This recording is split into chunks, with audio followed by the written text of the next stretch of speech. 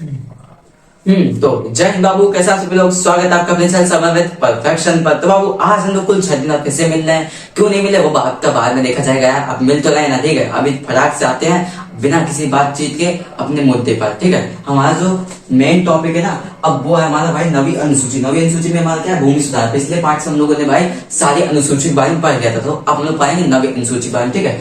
देखो जितने भी धुरंधर बच्चे हैं भाई, वो इस वीडियो में भाई थारा भाई जोगिंदर बनने वाले हैं, और जितने भी छछूंदर है वो धुरंधर बनने वाले हैं, ठीक है। आपको चलिए स्टार्ट करते हैं आज का एक बढ़िया टॉपिक, ठीक है। चलिए देखिए, तो सबसे पहली नवी अनुसूची 9th अनुसूची में लिखा हुआ है भूमि सुधार के बारे में। भूमि सुधार को इंग्लिश में कहते हैं लैंड रिफॉर्म। क्या कहते हैं? Land reform. इसको संविधान में जोड़ा गया 1951 में, 1951 में जोड़ा गया, ठीक है बाबू। अब देखो, अब भूमि सुधार होता क्या है भैया, ये भी समझा दो। समझा देते हैं बाबू, टेंशन का लेते हो। देखो भूमि सुधार, जब हमारा देश अंग्रेजों के चंगुल में फंसा हुआ था, अंग्रेजों ने जब हमारे देश को कब्जा करके रखा हुआ था, तब एक प्रथा बनाई थी अंग्रेजों ने, जिसका नाम था जमींदारी प्रथा। क्या नाम था उसका? जमींदारी प्रथा। इस प्रथा में भाई होता क्या था, जितने भी जमींदार थे ये सब अपने खेत पे काम नहीं करते थे। ना ना ना ना ना ना, हम तो दूसरों से काम करवाएंगे, हमारे बाप का है भाई, हमारे बाप का एरिया है। जमींदार भाई इतने चंट होते थे, इनके पास एक खेत नहीं होते थे, कम से कम 15-20 एकड़ खेत ससुरा।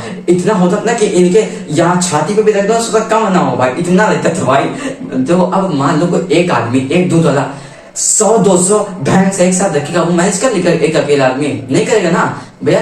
गाय है, भैंस है, दूध क्या टाइम है क्या? दूध जब मन के तब निकल नहीं ना। 100 भैंस 200 भैंस कोई आम बात नहीं है, ठीक है ना। तो उसी तरीके से जो जमींदार होते हैं सबसे, इनके पास अनलिमिटेड थी। अनलिमिटेड क्या? सीमित से ज्यादा। जैसे कि अब तुमको एक दिन में मैक्सिमम एक चॉकलेट खानी चाहिए, एक चॉकलेट या टॉफी खानी चाहिए। अब तुम भकुआ दास, तुम छछूंदर आदमी, तुम भैया एक दिन में 10 खा रहे हो, ये भैया गंदी बात है ना। तो 10 में घर वाले क्या करेंगे? 9 तुमसे छीन लेंगे और तुमको एक देंगे।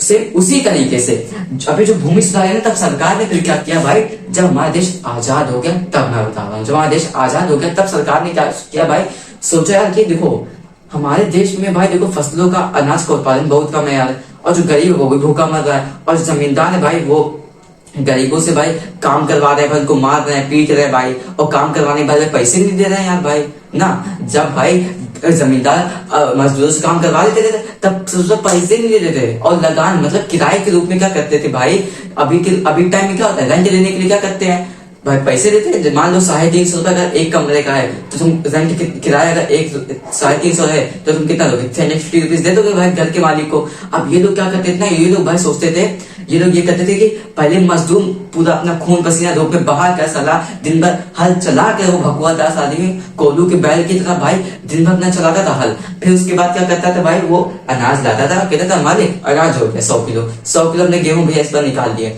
अब वो जमींदार भैया बहुत चंट, वो क्या करता था 80 किलो खुद रख लेता था, बढ़िया हिस्सा, और 20 किलो देता था उसको, जो कि घटिया होता था कि भैया लो तुम ले जाओ अब तुम खाओ। अब भैया उसमें क्या करे, आज 20 किलो में से 15 किलो बेचेगा ही बेचेगा, उसको तो बेच चाहिए।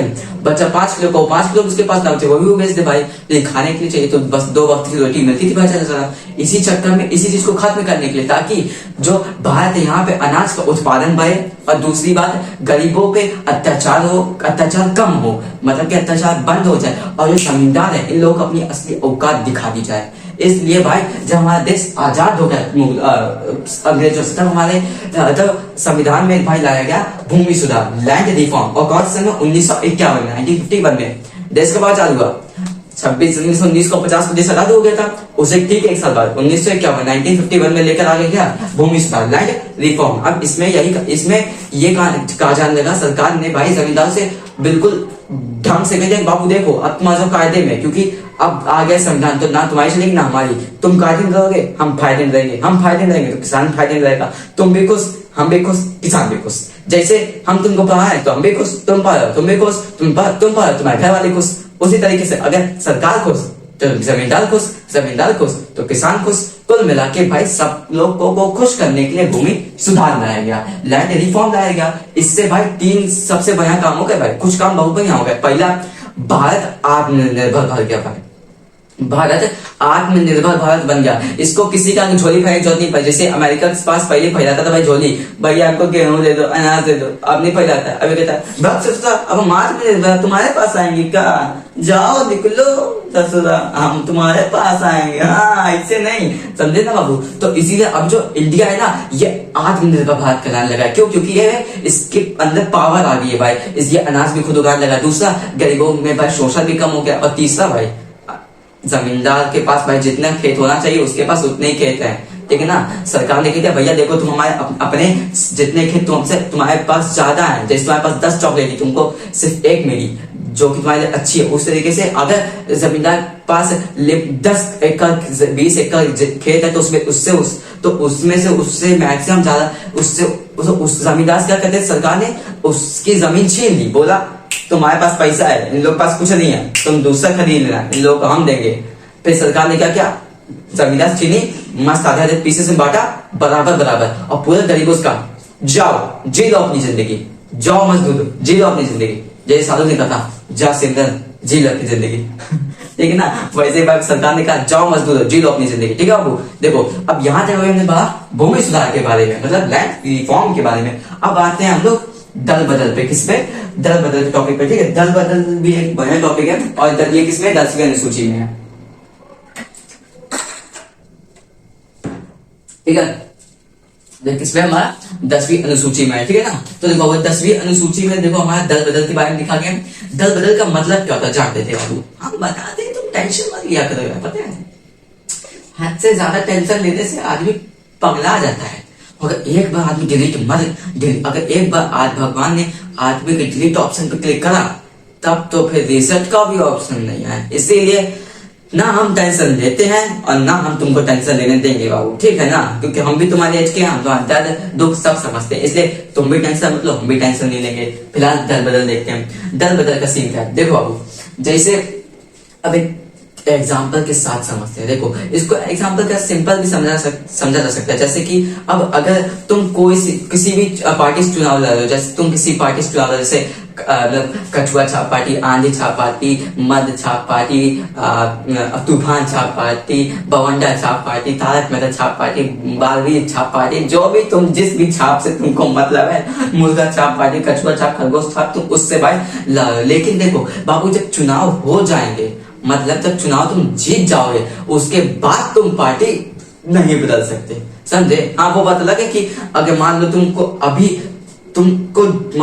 किसी पार्टी में जाओ, तुमको पहले सेलेक्ट करना है कि हाँ हमको इसमें नहीं, हमको कछुआ छाप में नहीं, हमको अगरबत्ती छाप में जाना है, वो तो तुम कर सकते। लेकिन अगर तुम एक बार अगरबत्ती छाप में चले गए और चुनाव जीत गए तब तुम अगरबत्ती से लेकर कछुआ छाप में नहीं जा सकते। अब इसको समझते हैं हम लोग एक एग्जाम्पल के साथ। हमको पता है तुम लोग उतना हाई लेवल का नहीं समझ में आए। हाँ तो अब चलिए देखते हैं अब हम लोग हमारे उस एग्जाम्पल को, जिससे हम लोगों को भी समझना था क्या दल बदल के बारे में। अब वो देखो, अब तुम एक बात एक बार ध्यान से गौर करो। जैसे कि अब तुम क्या करें, सबसे पहले तुम कहाँ गए, सबसे पहले अब मान लो तुम्हारा एडमिशन हुआ है स्कूल में। कहाँ हुआ एडमिशन तुम्हारा, एक स्कूल में तुम्हारा एडमिशन हो गया। कहाँ होगा, स्कूल में एडमिशन हुआ, ठीक। अब वो देखो हमको पता है तुम इतने महान बच्चे नहीं हो, तुम अब्दुल कलाम बाबू तुम हो नहीं कि जाते जाते भैया चलो मैथ पढ़ते हैं, भैया चलो फिजिक्स पढ़ते हैं, भैया चलो केमिस्ट्री, भैया चलो हिस्ट्री का, भैया चलो बायोलॉजी, हमको पता है, ठीक है ना। तो तुम सर्कल जाते क्या करोगे, सबसे पहला काम जो सब करते हैं, जो मैंने भी किया था, मित्र बनाएंगे। हेलो मित्र कैसे हो, नहीं तुम नहीं, हाँ मित्र बनाएंगे। क्या करेंगे, आई मीन दोस्त बनाएंगे यार, सीधी सी बात है, ठीक है ना, एक दोस्त बनाएंगे, ठीक है। तो अब देखो बाबू, अब तुमने मान लो दोस्त बनाए, ठीक, कितने, कुल 5 दोस्त बनाए। अब 5 दोस्त मतलब तुम्हारा जो फ्रेंड सर्कल हो, तुम्हारा जो दोस्तों का ग्रुप, उसमें कुल कितने, 5 दोस्त हैं। अब भाई दोस्त की जो टीम है उसी के सामने एक टीम और होती है जो कि हर स्कूल में होती है। एक दोस्त का भी जो दुश्मन होता है वो, लेकिन दोस्त प्लस दुश्मन इक्वल्स टू मेरा भी दुश्मन भाई, काम करता, समझे ना। दोस्त का दुश्मन तुम्हारा क्या होगा, दुश्मन, ठीक। अब मान लो तुम्हारे दोस्त की टीम और ये तुम्हारे दुश्मन की टीम, ठीक है। अब बाबू देखो ध्यान समझो, अब तुम पहले स्कूल गए, ठीक, वहां तुमने पहले तुम स्कूल गए, ठीक, वहां तुमने दोस्त बनाया, ठीक। अब बाबू देखो तुम पहले स्कूल गए, वहां तुम अपने दोस्त के ग्रुप में एंटर कर गए, ठीक है। अब तुम बाबू अपने दोस्त के ग्रुप को छोड़ कभी भी दुश्मन ग्रुप में जाओगे, सीरियस बात है भाई। मित्र अपनी जगह, और भाई ये सब अपनी जगह तो नहीं जाओगे भाई, मित्र को तो भाई छोड़ कोई नहीं जाता, तुम भी नहीं जाओगे, हमको पता है भाई। तो यानी कि तुम भाई दोस्त की टीम में तो दुश्मन टीम में तो भाई कतई नहीं जाने वाले हो।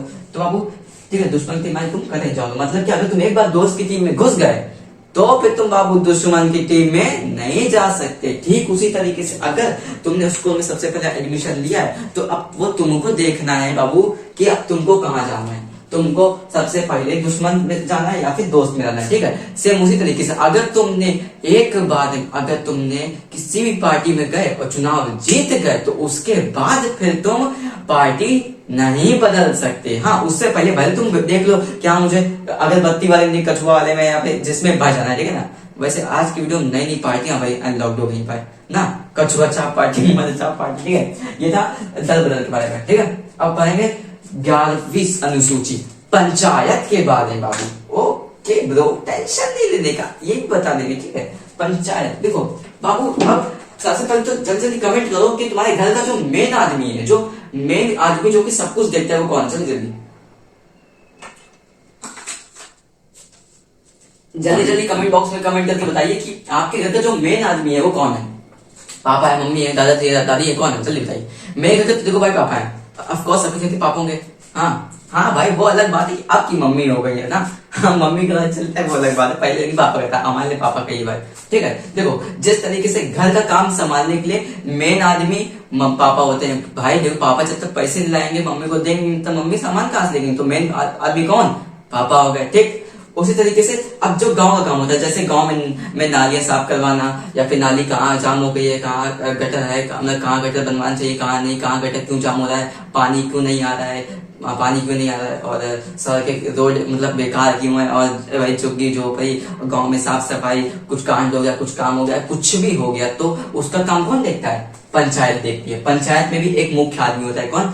पंचायत का जो मेन आदमी होता है, जिसे हम लोग मुखिया कहते हैं। जिस तरीके से आपके घर का जो मेन आदमी है वो आपके पापा है, उस तरीके से पंचायत का जो मेन आदमी होता है उसे हम लोग क्या कहते हैं? मुखिया। क्या कहते हैं? मुखिया। मुख्य आदमी क्या कहेंगे? मुखिया। मुखिया नहीं, मुखिया। ठीक है, मुख्य आदमी क्या कहेंगे? मुखिया। तो जो मुखिया है वही सब देखता है भाई कि गांव में क्या होगा क्या नहीं होगा। ठीक है ना, पंचायत में कुल 5 लोग होते हैं, क्योंकि पंचायत का जो पंच है इसका मतलब होता है 5। ठीक है ना, बस पंचायत का मतलब समझ में आ गया। ठीक है, नगर पालिका देखते हैं। नगर पालिका भी सेम होती है, ज्यादा इसमें कोई डिफरेंस नहीं होता है खास। ठीक है ना, नगर पालिका में देखो क्या होता है, नगर पालिका 12वीं अनुसूची में, ठीक है, 12th अनुसूची में, 12th शेड्यूल में नगर पालिका है। नगर पालिका का काम क्या होता है? देखो नगर पालिका का हमारा काम होता है हाँ, नगर पालिका में जैसे अब हमारा कानपुर का एक नगर, एक शहर। ठीक है, कानपुर में देखो, कानपुर में भाई देखो, कानपुर का ये सिस्टम है ना, जैसे कि मतलब कानपुर में, हाँ, कानपुर में बिजली कहाँ आ रही है, कहाँ नहीं आ रही है, क्यों नहीं आ रही है, हाँ, कहाँ स्ट्रीट लाइट लगवानी है, कहाँ स्ट्रीट लाइट लगवानी है, और कहाँ सफाई झाड़ू पोछा मतलब सफाई क्यों नहीं हो रही है, कहाँ करवानी है, नालियां साफ करवानी है, वो सब यहाँ कानपुर नगर की मैं बात कर रहा हूँ, गाँव की नहीं। गांव में भी नाली साफ कर, गांव में जो नाली साफ करने का काम वो पंचायत देखेगी, लेकिन शहर में, नगर में जो काम है वो कौन देखेगा? नगर में अगर झाड़ू लगवाना हो या फिर नाली साफ करवानी हो तो वो काम नगर पालिका देखेगी। कौन? नगर का काम कौन देखेगी? नगर पालिका। और पंचायत मतलब कि गांव का तो पंचायत, और नगर का नगर पालिका देखेगी। ठीक, अब जैसे मान लो कि अगर मच्छर धुआं छुड़वाना है तो वो कौन देखेगा? नगर पालिका देखेगी। अब तुम क्या लगता है उसके पिता तुम्हारे पर्सनली प्रधानमंत्री रहेंगे कि हाँ बाबू राम राम चलो चलते हैं, हम भी मच्छर वाला धुआं छुड़ाने, मच्छर वाला धुआं छुड़ाने प्रधानमंत्री जी के पास और कुछ काम नहीं रहेगा ना, वो आएंगे तुम्हारे लिए भाई मच्छर वाला धुआं छुड़ाने। ठीक है ना, इसीलिए क्या बनाया गया? नगर पालिका, ताकि नगर का नगर पालिका देखे, गाँव का पंचायत। दल बदल तो इसीलिए बनाया गया ताकि कौनो भी नेता इधर से उधर कर ना सके। किस सोचता भाई, पता है नेता लोग भाई पहले दिमाग करें, नेता लोग क्या करते थे पहले जब चुनाव जीते थे देखते थे कि हाँ अब की बार भाई ये पार्टी जीतेगी, धीरे से इस पार्टी में खिसक लेते हैं, तब लगाया भाई दिमाग कि सोचा तुम पार्टी बदलोगे। देखो हमारे पास भी दिमाग, लिख दिया गया फटाक से, लिख दिया गया 10वीं अनुसूची में दल बदल के, अब तू कर, आप तू देख बेटा, नहीं आप तू देख भैया, अब तू करके देगा ना, तभी दल बदल को भाई मेन रखा गया। और भूमि सुधार हम तो बता ही दिया है। तो बाबू आज हम देखो बहुत खुश है, क्योंकि आज हम लोगों ने भाई पूरी की पूरी जो पॉलिटी है ना भाई वो खत्म कर दी। और हमको भाई नहीं लगा था कि पॉलिटी खत्म हो पाएगी भाई, मतलब पॉलिटी पूरी नहीं खत्म हुई है, बट जो शेड्यूल वाला है ना ये खत्म हो गया। अब जो पार्ट 5 आएगा उसमें हम लोग पढ़ेंगे संविधान के भाग 1 के बारे में। भाग 1 में हमारा है भारत राज्य और उसके संघ, भारत राज्य क्षेत्र और उसके सन के बारे में पढ़ेंगे। ठीक है ठीक है ठीक है बाबू, ठीक है बाबू। अब देखो, अब सबसे बढ़िया न्यूज बता देते हैं कि पॉलिटिक की सीरीज खत्म करने के बाद समर विथ परफेक्शन अब आप लोगों के लिए एक ला रहा है धमाकेदार कंटेंट भाई, धमाकेदार। वो जो कंटेंट है वो मैं अभी रिवील नहीं करूंगा, तब तो आप लोग गेस करिए कि हाँ भाई हमें वो कंटेंट क्या हो सकता है। और फ्रेंड्स ये भी कमेंट करके जल्दी बताइए कि हमें ये सीरीज खत्म करने के बाद बायोलॉजी की सीरीज स्टार्ट करनी चाहिए या फिर फिजिक्स की। ठीक है, आई मीन बायोलॉजी की सीरीज स्टार्ट करनी चाहिए या फिर जियोग्राफी की। ठीक है, जल्दी बताइएगा। मिलते हैं हमारे नेक्स्ट वीडियो, तब तक bye bye and take care.